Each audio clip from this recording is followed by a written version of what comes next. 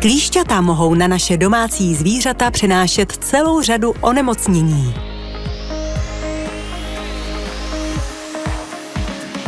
Některá se mohou přenést krátce poté, co se klíště na zvíře přisaje.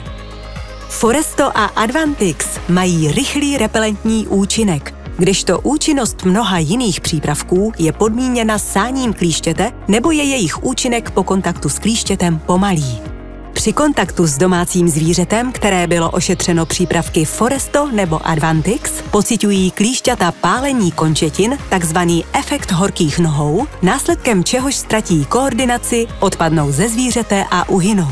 Tento repelentní účinek se projevuje ještě před kousnutím a výrazně snižuje riziko přenosu vektorových onemocnění, takže váš mazlíček může bezstarostně pobíhat venku.